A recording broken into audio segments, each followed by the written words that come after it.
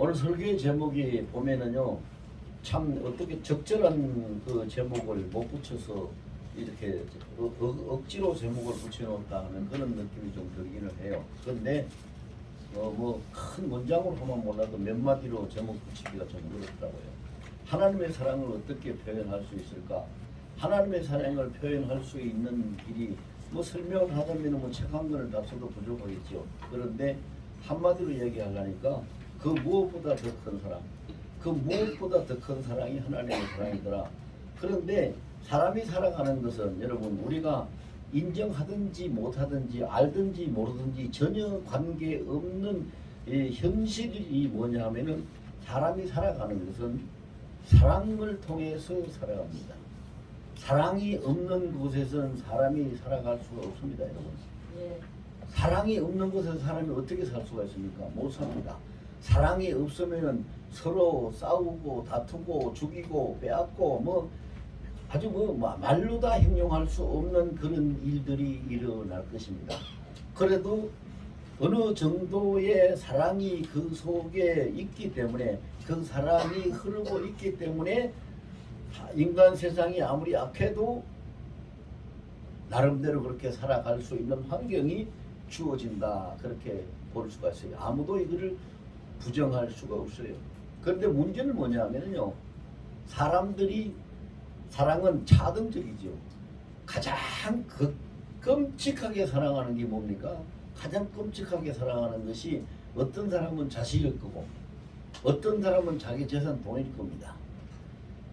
아무리 끔찍하게 사랑한다고 해도 사람의 사랑은 상황에 따라서 그 환경이나 어떤 조건이나 어떤 손익계산서나 어떤 문제에 따라서 그것이 변할 수 있고 달라질 수 있고, 그 다음에 또 하나는 사람의 사랑은 반드시 끝이 오게 되어 있습니다.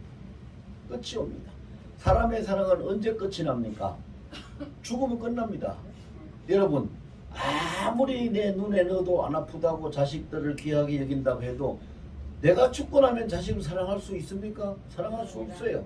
그러니까 사람이 아무리 끔찍하게 사랑을 한다고 해도 죽으면 끝나는 것이 인간의 사랑이에요. 그리고 돈을 아무리 돈을 사랑하는 사람, 자식보다 돈을 더 사랑하는 사람이 이 세상에 있어요. 그 재산 돈을 아무리 사랑한다고 해도 망하고 끝나면은 아무 소용이 없어요. 돈을 사랑하는 그 사랑이 무슨 소용이 있어요? 다 망했는데, 다 끝났는데 재물이 없어지면 그만이요. 사람 몸에 생명이 없어지면 끝이 나고, 돈을 사랑하는 사람은 재물이 없어지면 끝이 나는데, 그런데 하나님의 사랑은 끝이 없어요. 하나님의 사랑은 끝이 없습니다. 사람은 죽으면 끝나는데 하나님, 우리 주님은 죽어도 안 끝나요. 여러분, 우리가 다 알고 계시잖아요. 예수님 그 못된 인간들이 죽이려고 붙잡아서 십자가에 못 박아 죽였잖아요. 십자가에 못 박아 죽였어요. 그러면 죽었으면 예수님 사랑이 끝나야 되는데 아니요, 안 끝났어요. 사흘 만에 다시 살아나셔서 부활하셔가지고 죽기 전보다 더 크게 사랑하셔요. 사람은 죽으면 사랑이 끝인데 우리 주님은 죽음이 끝이 아니에요. 죽어도 다시 살아나서 사랑하세요. 어떻게 사랑하십니까? 주님이 죽으신 그것을 통해 가지고 다시는 우리에게 죽음이 오지 못하도록 사망 권세를 다 꺾어버리고 다 그것을 파멸시켜버리고 우리에게 죽음이 없는 그런 생명으로 주시죠. 부활의 영생의 생명으로 주시면서 우리를 사랑하세요. 그래서 우리를 사랑하시는 그 사랑이 하늘에 닿았어요. 하늘에 닿아가지고 하나님이 모든 것보다 우리 주 예수 그리스도를 더 높이셔서 하나님이 하늘로 올리셨죠. 고린도전서 15장에 보면 하나님이 하늘로 올리우셨다고 했어요. 그 예수님 하늘로 올라가셨어요. 성천하셔 올라가셨으면 그럼 끝나요. 왜? 이 세상이 없으니까. 이 세상이 없으니까 끝나요. 끝나야 되는데 주님의 사랑은 안 끝났어요. 안 끝났다는 것이 성경에 기록이 되어 있죠. 요한복음 14장에 보면 그랬어요. 하나님을 믿으니 또 나를 믿으라. 내가 가는 것은 내가 가서 너희의 있을 처소를 예비하고 내가 너희 처소를 예비하면 내가 다시 와서 너희를 나 있는 곳으로 인도해 가리라. 나는 길이요 진리요 생명이니 나로 말미암지 않고는 아버지께로 갈 자가 없느니라고 주님이 말씀하셔요. 그러니까 죽어도 주님의 사랑은 끝이 안 나고 하늘로 올라가도 끝이 안 나고 또 다시 오시고 또 다시 오셔서 우리를 하나님 우리 주님이 계시는 그곳으로 영접하시고 인도에 가실 때는 그냥 인도에 가시는 게 아니에요. 어떻게 인도에 가신다고 그랬어요? 성경을 우리가 교회 다니면서 다 배웠기 때문에 다 알잖아요. 공중에서 큰 공중 혼인잔치를 행해가지고 그 잔치가 끝나고 난 다음에 주님과 함께 영광의 나라로 우리가 그리스도의 신부가 되어서 들어가게 되는 것이고, 거기에 들어가게 되면은 다시는 헤어짐이 없고, 다시는 어떤 장애물도 없고, 다시는 그 어떤 것도 방해할 수 없는 오직 그리스도의 사랑 안에서만 살 수 있는 영광의 나라로 들어가게 되는 것이죠. 이것이 하나님의 사랑, 이것이 그 세상에 그 무엇보다도 더 큰 사랑, 어떤 것하고도 비교할 수 없을 만큼 더 큰 사랑이 우리 주님 하나님의 주 하나님의 사랑이다. 자, 이렇게 우리가 정리를 간단하게 해볼 수가 있어요. 그 무엇보다 더 큰 사랑이 무슨 뜻인지. 근데 보세요. 그 무엇보다 더 큰 사랑을 가지고 계시는 주님은 그러면 평소에 우리의 삶 속에서 어떻게 하시는가? 우리의 삶 속에서 어떻게 하시는가는 제가 설교 안 해도 여러분들 다 아시는 분 아세요. 왜? 성경에 이미 다 기록을 해 두었기 때문에. 성경에 기록을 해 뒀어요. 자, 성경에 기록을 해 뒀는데 그 무엇보다 더 큰 사랑으로 우리를 사랑하시는 우리 주님은 어떻게 하시느냐? 첫째는 내가 세상 끝날까지 항상 너희와 함께 있으리라고 하셨으니까 세상 끝날까지 항상 우리와 함께 있어요. 그 주님은 지금 이 자리에 우리와 함께 계십니다. 우리 다 같이 한번 해봅시다. 예수님은 나와 함께 지금 계십니다. 예수님은 지금 나와 함께 계십니다. 지금 나와 함께 이 자리에 계세요. 왜? 아직 세상 끝나지 않았어요. 세상 끝날까지 너희와 함께 하리라고 약속하셨기 때문에 이 자리에 함께 계세요. 이 자리에 함께 계시는데, 여러분 우리가 살면서 체험해보고 경험한 것들이 있을 거예요. 어린아이들을 키울 때에 다 어린아이 키워보신 분들은 경험하셨을 거예요. 애들을 키울 때 그 애들이 참 이쁘죠. 참 이뻐요. 그래서 제가요, 양심에 찔리는 말을 한마디 해야 되겠네요. 주일을 성수하기 위해서는 주일날 오락을 검해야 되고, 물건을 사고 파는 것도 검해야 되고, 그거 다 검해야 됩니다. 오직 하나님 앞에 예배하고 하나님만 바라보고 하나님께만 영광을 돌려 주일을 성수하는 것이지요. 그냥 정해진 예배 시간에 와서 예배만 참석하고 갔다고 주일 성수가 되는 게 아닙니다. 근데 목사인 저는 누구보다도 그걸 더 잘 아는 사람이고 성도들에게도 그렇게 가르치고 있는 것이잖아요. 가르치고 있는 거예요. 그런데 지난 주일에 제가 주일 성수를 하기 위해서는 해서는 안 될 행동을 하고 제가 하나님 앞에 잘못을 했어요. 왜 잘못을 했느냐? 우리 그 4살 배기 손녀 소영이가 제가 밖에 나가는데 따라 나와가지고 요 길 건너면은 초등학교 바로 맞은편에 길 건너면은 그 편의점에 가게가 있어요. 그 가게는 문 앞에 가서 이러고 보는 거예요. 그거 왜 보겠어요? 뭐 먹고 싶으니까. 과자 사달라고 보는 거잖아요. 내 손을 꼭 잡고. 근데 그거를 주일이기 때문에 서영아 오늘은 주일이기 때문에 안 돼. 그리고 와야 되는데 저 어린 것이 그걸 말을 알아들을 수가 있을까? 이해를 할 수가 있을까? 저거 아무것도 모르고 안 사주면은 할아버지 나한테 과자도 안 사준다고 마음 상하고 저기 삐질 때도 있을 텐데, 그런 생각이 드니까 그냥 못 오겠더라고요. 그래가지고 가게에 들어가가지고 소영이 뭐가 먹고 싶은데 그러니까 얼른 가서 지가 먹고 싶은 걸 지어요. 그래서 할 수 없이 샀어요. 샀다고요. 제가 지금 뭘 고백하는지 알지요? 해서는 목사가 해서는 주일날 해서는 안 될 일을 분명히 한 거예요. 잘못이에요. 근데 속으로는 그랬죠. 하나님 참 죄송합니다. 하나님이 먼저 보이고 하나님이 더 두려워야 되는데 이게 뭔지 이것이 내게 더 두려워서 삐질까봐 겁이 나서 이걸 할 수 없이 사줬네요. 그런데 아무리 그래도 인간은 그 사랑을 계속 지속시킬 수가 없어요. 지속시킬 수가 없어요. 상황이 끝나면 사랑도 끝나는 거예요. 인간의 사랑은 상황과 똑같아요. 상황이 끝나면 사랑도 끝나요. 근데 하나님의 사랑은 시간적으로, 공간적으로, 상황적으로 모든 것을 다 초월하는 것이 하나님의 사랑이에요. 그래서 그 하나님은 세상 끝날까지 우리와 함께 계시는 하나님인데, 우리와 함께 계시면서 그 사랑을 어떻게 하시는가?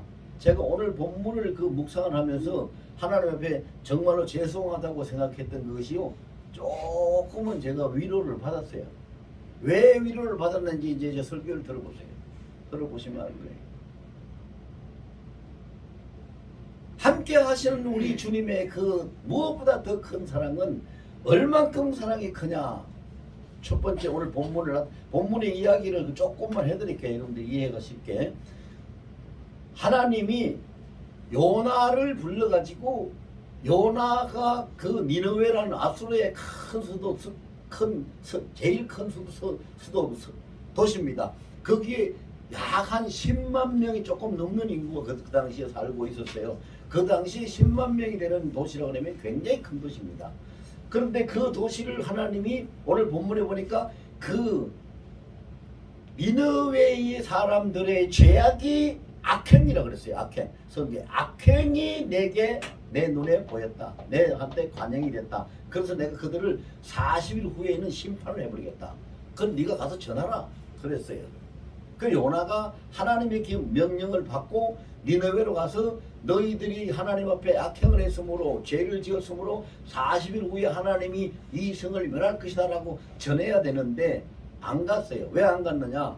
하나님이 진짜 심판하시면은 박수를 치고 돌아서서 좋아하고 웃겠는데, 만약에 가서 전했다가 저것들이 하나님이 무서워가지고 회개를 하고 나와서 하나님 우리 잘못했어요, 살려주세요 하고 하나님한테 빌어가지고 하나님이 저들을 용서해주고 심판을 안 하면 어떡하냐. 저거 우리나라의 우리 민족이 대원수인데 저것들이 살아서는 안 되잖아. 그러니까 아예 소식을 안 전해야 저것들이 가만히 있다가 하나님의 심판에 망할 거야. 그리고 소식을 안 전해 주려고 도망을 갔어요. 그것이 오늘 본문 내용이에요. 그래 가서 니느웨로 가야 되는데 니느웨에는 정반대 방향으로 요바에 가가지고 배표를 사가지고 다시스로 가는 배를 타고 도망을 갔단 말이죠. 거기까지가 지금 인간들이 보이는, 하나님 앞에 보이는 반응이 나타나요. 그런데 하나님의 그 무엇보다 더 큰 사랑이 거기서부터 어떻게 그 인간에게 반응을 보이느냐 하는 것이 본문을 통해서 우리가 하나님의 반응을 보이는 하나님의 사랑은요, 첫 번째는 거역하거나 배반하는 것보다도 더 큰 사랑이 하나님의 사랑이더라. 여러분 보세요. 만약에 사람이 왕이 자기 신하를 불러가지고 너 어디에 가서 이것을 전하거라 하고 했는데 그 신하가 왕명을 어기고 전하지 않고 반대로 도망갔으면 왕이 그 신하를 불러서 어떻게 할까요? 야단을 쳐요? 야단만 치겠어요? 굿줄을 내요. 죽여버릴 거예요. 그냥. 어? 감히 네가 왕명을 거역해? 하고 그랬을 거예요. 왕보다 더 크고 높으신 분이 하나님이신데 요나는 그 하나님의 명령을 거역했어요. 그런데 거역했는데 그 거역한 것보다, 하나님을 배반하고 도망치는 것보다 하나님의 사랑이 더 크니까 가다가 지가 힘들면 깨닫겠지. 금방 깨닫고 돌아올 거야.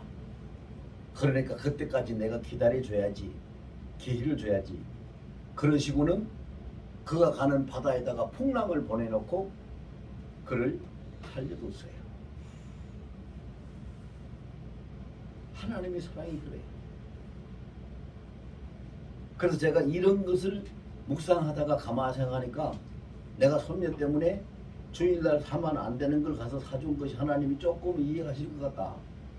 왜? 하나님도 거역하고 배반하는 거 불쌍히 여기서 그걸 이해하시고 봐주시고 기회를 주고 계셨으니까 조금 이해하실 것 같다. 그런 생각도 드는데 그거는 옳은 생각은 안 해요. 제가 옳다고 얘기하는 건 아니에요. 하나님 앞에 절대로 우리를 합리화시키면 안 됩니다. 어떤 핑계도 될 수 없어요. 네. 하나님은 무엇이든지 하실 수 있는 분이에요. 왜 하나님이 무엇이든지 하실 수 있는 분이냐면요. 잘 보세요. 하나님은 이 요나를 거역하고 배반했다 하더라도 그에게 기회를 줘서 그를 다시 돌이켜 가지고 그를 하나님의 일에 쓰이고 그 결과는 합력해서 선을 이루는 것을 하실 수 있는 능력이 있으신 분이기 때문에 이렇게 하시는 거예요. 이렇게 하시는데 사람은 그게 돼요, 안 돼요? 안 돼. 안 돼요. 사람은 어린아이에게 아이고 그거 마음이 안 아파가지고 어떻게 거절을 못해가지고 사줬네. 그 사준 것이 그에게 덕이 됩니까? 어릴 때부터 그렇게 잘하고 그렇게 배우면 커서 그렇게 하고 더 나쁜 것을 가르치는 것밖에 안 되지 선을 이룰 수 있는 길로 인도할 수 있는 능력이 사람에게는 없는 거예요. 그러니까 그걸 가지고 우리가 합리화시키면 안 된다 이 말이죠. 근데 하나님은 그렇게 하시는 분이니까. 모든 걸 합력해서 선을 이루시는 분이니까. 그리고 죄인도 잘못한 자도 배반하는 자도 거역하는 자도 모두가 다 하나님은 끌어안고 사랑하시는 분이고 결국은 그를 살려내실 분이니까 이렇게 하시는 거예요. 그럼 여기서 우리가 위로를 받을 수 있는 것이 있어요. 위로를 받을 수 있는 건 뭡니까? 요나는 한 번밖에 그렇게 안 했는지는 모르겠는데 나는 지금까지 살면서 수도 없이 하나님의 명령, 하나님의 뜻을 거역했는데 수도 없이 하나님께서 하나님 앞에서 배반하고 도망쳤는데 이거 우리가 부정할 수 없죠. 부정할 수 없어요. 그러니까 수도 없이 하나님의 말씀을 거역하고 하나님 앞에서 도망쳤지만 그래도 하나님이 아직까지도 지금 이 시간까지도 돌아오겠지, 힘들면 나를 찾겠지 하고 기다리고 계신 하나님이 우리 아버지가 하신 하나님인 줄 믿습니다. 아멘. 여러분 보세요. 그 사랑이 얼마나 큰가. 얼마나 큰가. 무엇으로 비교를 할 수가 있겠어요? 말로 할 수가 없어요. 그래서 만약에 우리가 하나님 앞에 다른 거 다 그만두고 정말로 하나님 앞에 내가 딱 마음 정신 차리고 마음을 새롭게 해가지고 노트를 한 권 사다가 놓고 내가 뭐 철이 없을 때 기억하지 못하는 건 어쩔 수 없겠지만 내가 기억할 수 있는 것만 내가 잘못하거나 실수하거나 죄를 지었거나 뭐가 됐든 간에 하나님 뜻에 맞지 않는 것을 했는데 하나님이 나를 용서해 주신 것을 몇 번이나 몇 가지나 용서해 주셨는지 한번 적어 보시면 어떨까요? 괜찮습니다. 한 번도 여러분 그런 거 안 해보셨지요? 예. 그런데 그거를 적어 보면은요, 정말로 우리 하나님이 어떤 분인가, 하나님의 사랑이 나를 향해서 얼마나 크고 얼마나 무한대인가를 조금이라도 이해할 수 있는 데 도움이 될 것이고, 그것을 적어가지고 우리가 하나님을 이해하고 조금이라도 하나님을 알 수 있다면 이제부터는 그렇게 안 해야지 하고 마음을 새롭게 해서 하나님을 따를 수 있는 새로운 신앙의 다짐도 할 수 있을 것이고 우리의 삶의 모습도 고쳐나갈 수 있을 거예요. 아멘. 그런데 사람들이요 그거 안 해요. 근데 안 해도 결국은 모든 것이 다 밝혀질 수밖에 없어요. 왜?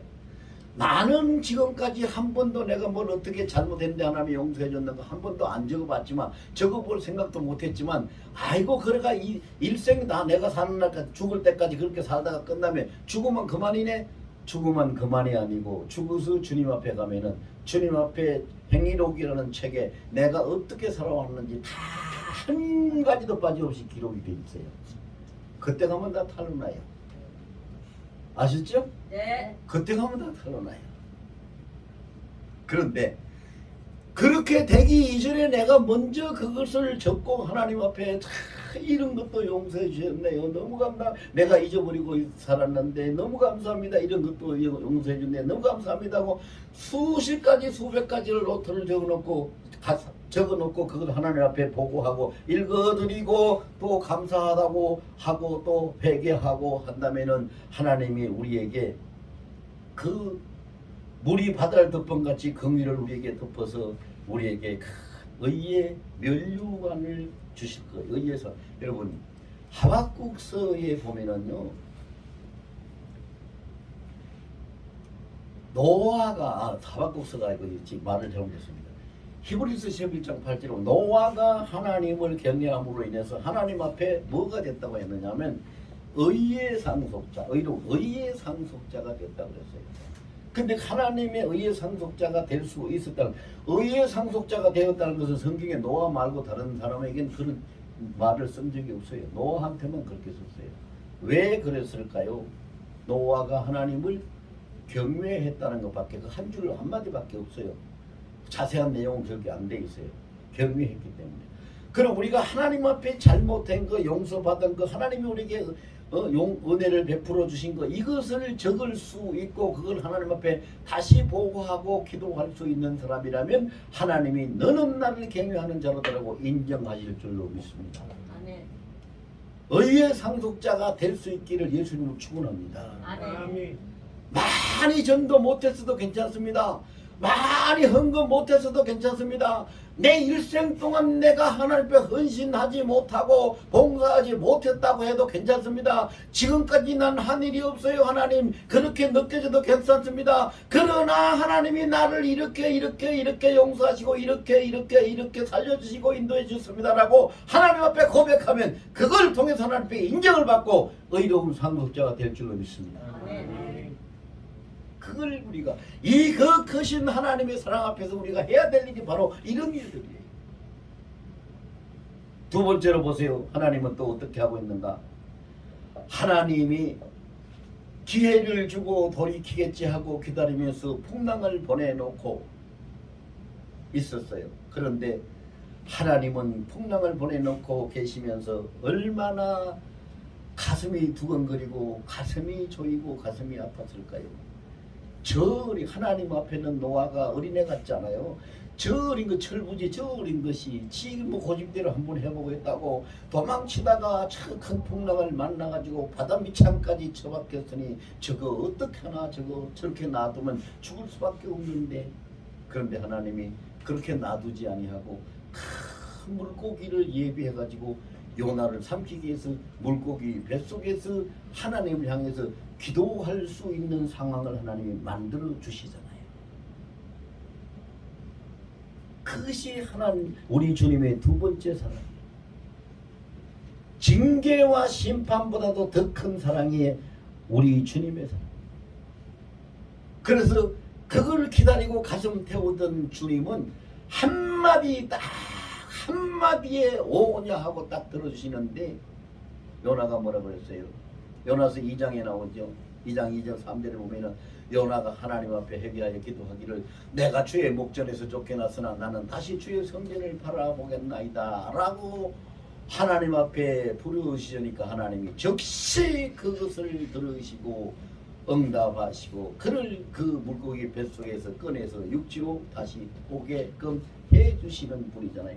하나님이 풍랑을 보낼 때는 징계하기 위해서, 하나님이 그 죄를 다스릴 때는 심판이 있기 위해서, 하나님의 심판은 죄악을 반드시 다스립니다. 여러분, 우리가 착각하면 안 돼요. 내가 죄를 짓고 잘못했는데 하나님이 용서하신다는 것은 내 죄를 다스리지 않는다는 게 아니에요. 죄인인 나를 사랑하시고 용서하시는 것이 내 죄는 다스립니다.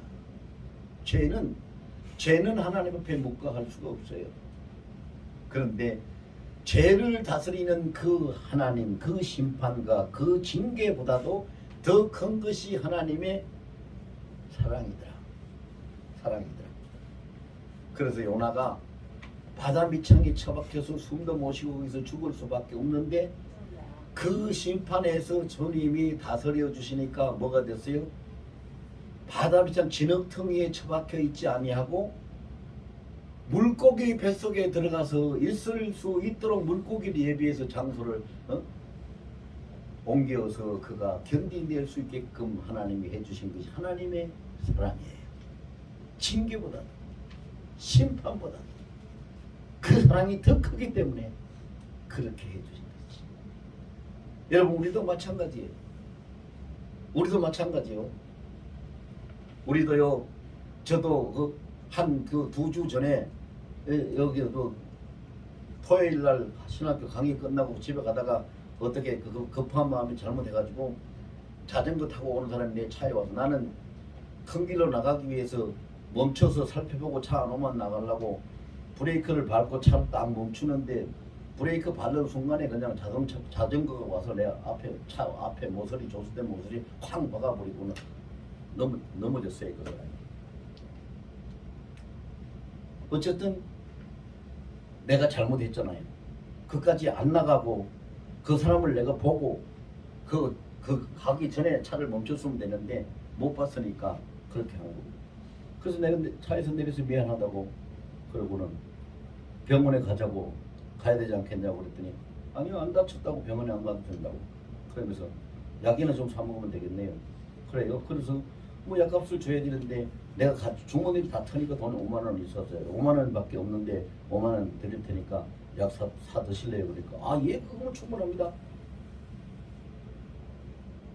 그런데 여러분 보세요.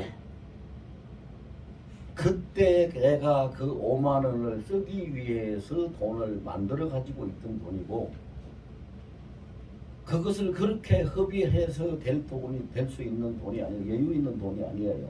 돈이 아니고 그렇게 사고가 났다는 것 그것이 굉장히 그때 당시에는 나를 슬프게 했어요. 아프게 했어요. 아 내가 어쩌다 이런 일을 당했을까. 근데 지나놓고 생각을 하니까 내가 집에 가서도 너무 가슴이 아파서 그 이야기를 했더니 우리 집사람이 그랬어요. 더 큰 다른 일들을 하나님이 막으시기 위해서 그걸로 이렇게 하셨겠지요. 그래서 아도 내 생각에도 그런 것 같아요. 내가 그러고 이제 둘이 한마디씩 대화를 했는데 지나놓고 나서 보니까 그것이 하나님이 나를 지키시기 위해서 그렇게 하신 거예요. 그러니까 일을 당해도 요나도 바다 밑창 진흙 속에 처박혔으면 숨도 못 쉬고 죽을 텐데 죽지 않고 살 수 있도록 물고기 뱃속으로 들어갈 수 있도록 물고기 예배해서 삼키게 만들었듯이 우리가 살아가다 보면요 이런저런 일을 당하는데 사람들은 그때 그 상황만 생각하고 아 내가 왜 이런 일을 당했을까 이거 어떡할게 하고 걱정하고 안타까워하고 마음 아파하는 일부터 먼저 하는데 그걸 우리가 하나님을 몰라서 그래요. 하나님을 몰라서 그런다고요. 내가 사고를 당할 때에 하나님은 어디 계셨을까? 나와 함께 계셨어요. 욥기서 38장에 보면은요 하나님 욥이 하나님 앞에 자꾸 막 항의를 하니까 항의를 하니까 친구들 와서 욥을 막 못살게 네가 하나님의 죄를 지었으니까 이런 고난을 받는 거 아니냐 그러니까 욥이 그게 너무 싫은 거야. 자기는 하나님 앞에 죄를 특별히 죄 짓고 잘못한 게 없는데 도대체 하나님이 나를 하나님이 그냥 치셨다고 말이지. 하나님이 나를 치셨다고 하면서 자꾸 항의를 하니까 하나님이 한마디를 딱 하시는데 뭐라고 하시는지 압니까? 욥기 38장 4절인가요? 내가 땅에 기초를 놓을 때 너는 어디서 뭘 하고 있었느냐? 이렇게 물으세요. 그 한마디에 대답할 수 있는 사람은 이 세상에 아무도 없어요. 그게 무슨 얘기입니까?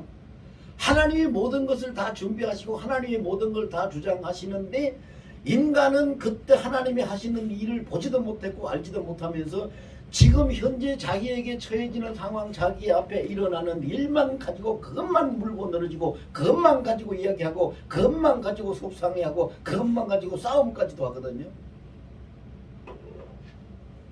그런데 하나님은 로마서 8장 28절 말씀에 그랬어요.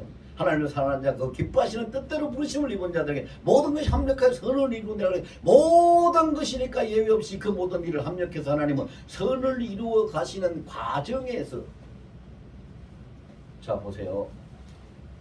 죽을 수밖에 없는 상황에서 죽지 않는 상황으로 바꿔주셔서 감당하게 하시고 더 큰 어떤 일을 당할 것을 미리 못 나가게 거기서 막아서 작은 사고를 당해서 더 큰 사고를 막아주시고 이런 것들을 하나님이 합력해서 선을 이루는 역사로서 하고 계시는데 인간은 그걸 알지 못해요.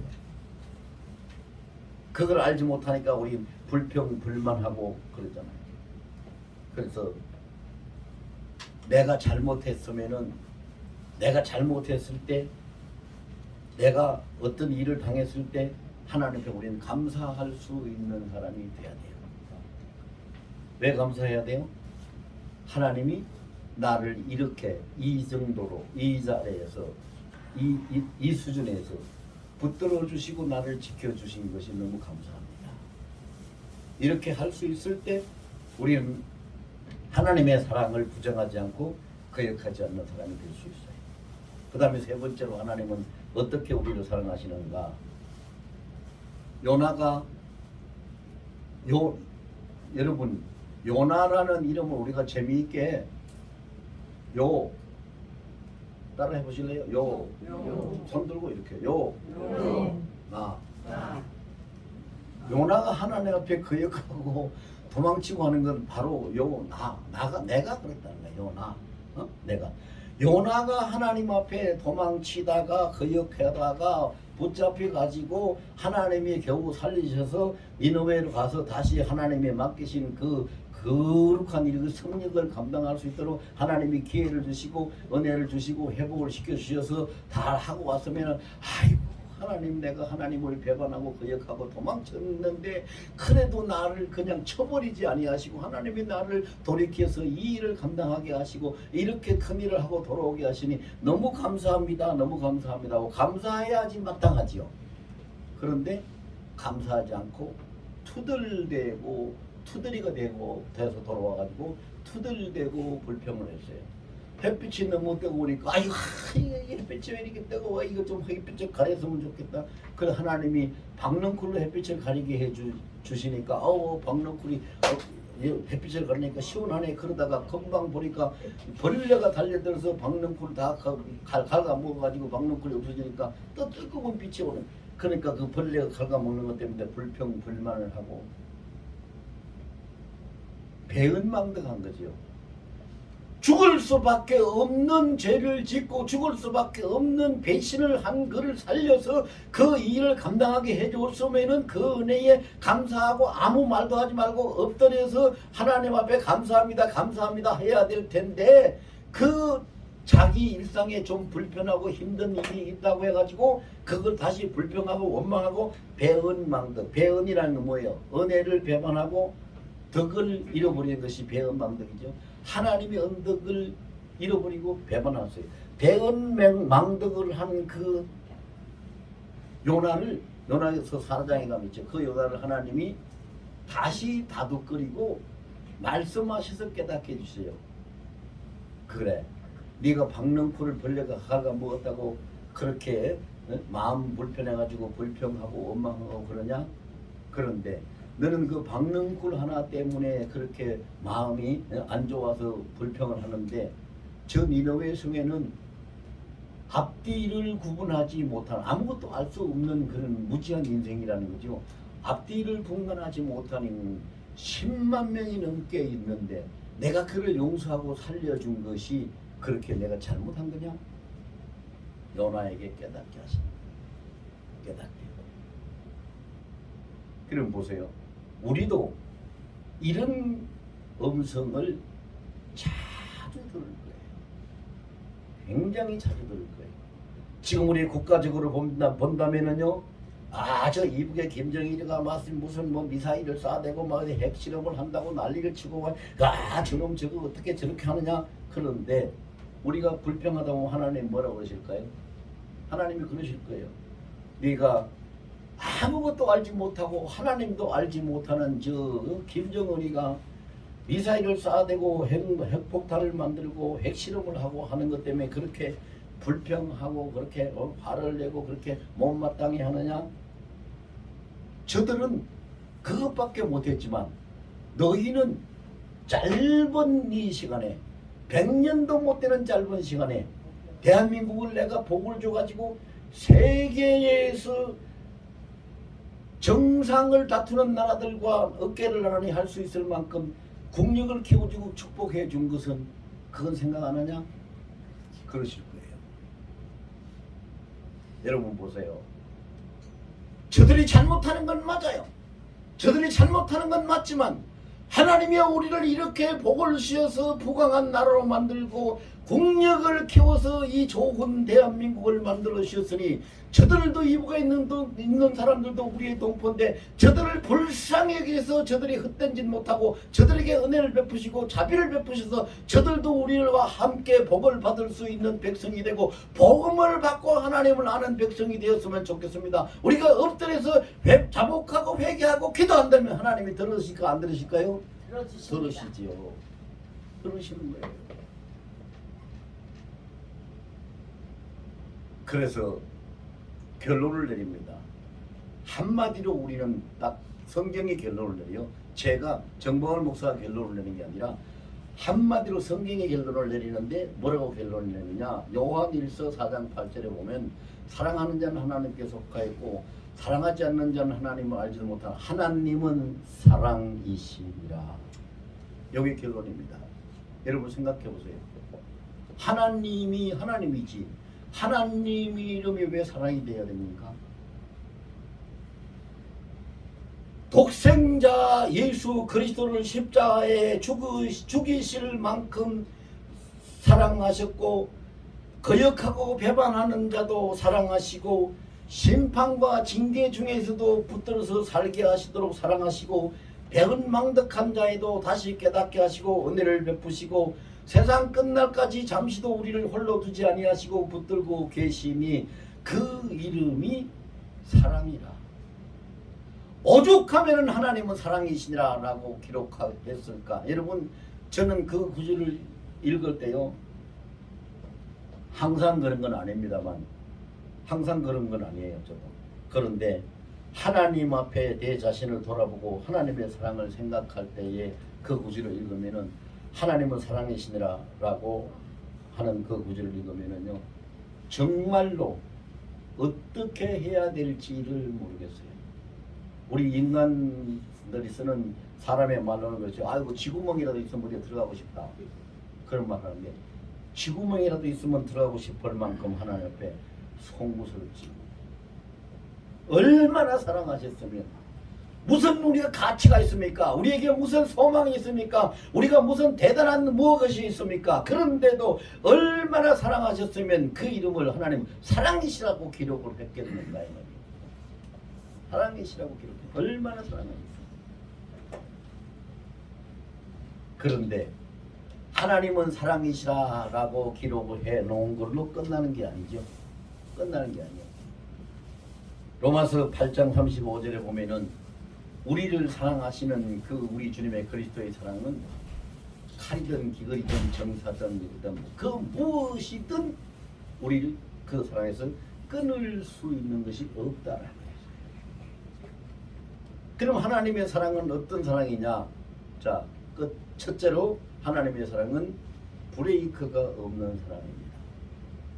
브레이크가 없기 때문에 멈추지를 못해요. 못 멈춰요. 브레이크가 있어야지 정지를 하는데 브레이크가 없는데 멈추지 못해요. 그럼 하나님의 사랑에 브레이크가 없다는 것이 증거된 게 뭘로 증거될까요? 여러분 간단해요. 우리가 아주 이해하기 쉽게 설명을 할게요. 브레이크가 없는 자동차를 타고 가다가 서지 못하면 그 자동차가 어떻게 될까요? 어떻게 될까요? 사고 날 수밖에 없죠. 죽을 수밖에 없어요. 차를 세우지 못하는데 브레이크가 없는 차를 세우지 못하니까 사고 나서 죽을 수밖에 없는 거예요. 하나님의 사랑이 그랬어요. 왜? 하나님의 사랑이 피조물이 사람의 모습을 입고 이 땅에 오시기까지도 낮아지고 우리를 사랑하시는데 오셔가지고도 말할 수 없는 고난을 받고 욕을 먹고 핍박을 당하고 배신을 당하고 그런데 그래도 사랑이 멈춰지지 않고 브레이크가 없으니까 계속 끝까지 가니까 결국은 십자가에 부딪혀 죽었어요. 예수는 십자가에 죽었잖아요. 죽었어요. 죽어서 끝난 줄 알았는데 다시 살아나셔서 부활하시고 난 다음에 더 큰 사랑으로 우리에게 오셨어요. 하나님의 사랑은 브레이크가 없어요. 멈추지 못해요. 두 번째로 하나님의 사랑은 우리가 거부할 수 없고 끊을 수가 없어요. 그래서 신학적으로 얘기하면 주의 은총은 불가항력적 은총이라. 종교개혁자인 존 칼빈이 그런 말을 했어요. 불가항력. 거부할 수가 없어요. 거부할 수 없고 끊어낼 수가 없는 거예요. 이거 하나만 다 같이 저를 따라서 하시고 기도하겠습니다. 하나님의 사랑은 하나님의 사랑은 브레이크가 없어요. 브레이크가 없어요. 하나님의 사랑은 하나님의 사랑은 거부할 수가 없어요. 거부할 수가 없어요. 하나님의 사랑은 하나님의 사랑은 끊을 수가 없어요. 끊을 수가 없어요. 아멘. 아멘. 이거 붙잡고 통성으로 아니면